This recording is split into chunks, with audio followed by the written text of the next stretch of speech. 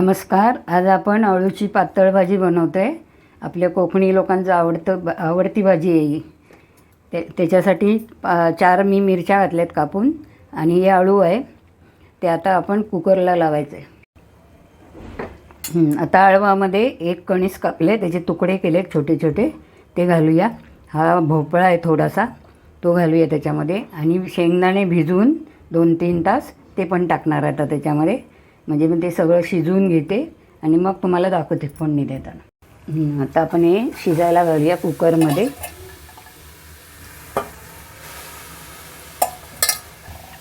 हे शेंगदाणे भिजवलेले, हा भोपळा, आपला पिवळा भोपळा असतो ना भाजी करते तो, हे मक्याचं कणीस,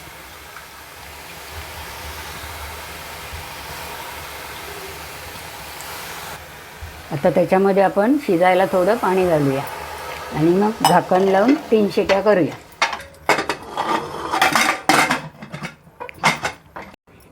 हे बघा, आता अळू कुकरला लावून शिजवून घेतलं. मी 4 शिट्या केल्या.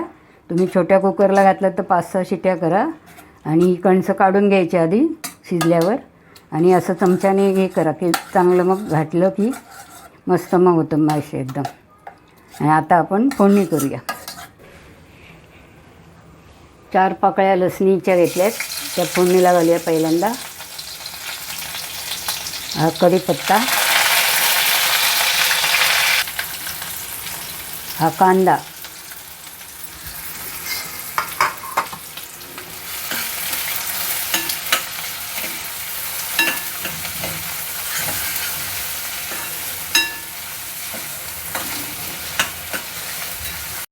आता थोडा हिंग टाकूया फोडणीमध्ये.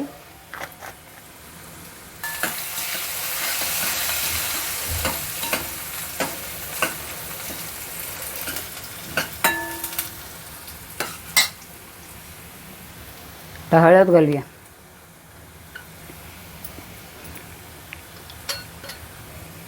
थोडासा लाल मसाला टाकते. हे ढवळून अळू ओतूया. आता हे अळू शिजवलेलं आपलं ते ओतूया.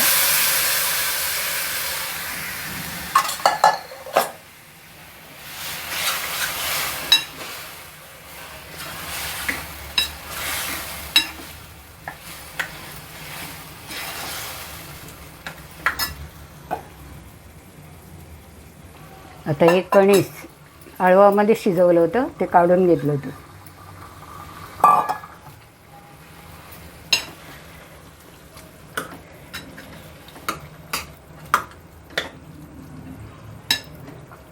आता आपण चिंचेचा कोळ घालूया. कोकम घातलं तरी पण चालेल, पण घालायचं चिंच, कोकम काही. आपल्या अंदाजाने पाणी ओतायचं, आपल्याला किती पातळ पाहिजे तेवढं. हा चवीपुरता थोडा गूळ घालूया. चांगलं मिक्स करून घेऊया, मग मीठ घालायचं.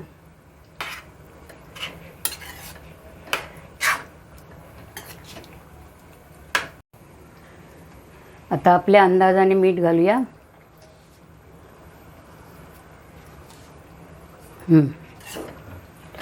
आता ढवळूया आणि चांगली उकळी येऊ दे त्याला. अळू तर शिजलेले सगळ्या भाज्या, पण कणसं वगैरे. नंतर मग आपण खोबरं आणि कोथिंबीर घालू. आणि एक लक्षात ठेवा, अळू कापल्यानंतर हाताला कोकम लावून हात धुवा. कधी कधी खाज पण येते, म्हणजे मग हाताला आपल्या खाज नाही येणार. आता चांगली उकळी आली आहे. आता खोबरं आणि कोथिंबीर घालूया की मग आपला अळू खायला तयार.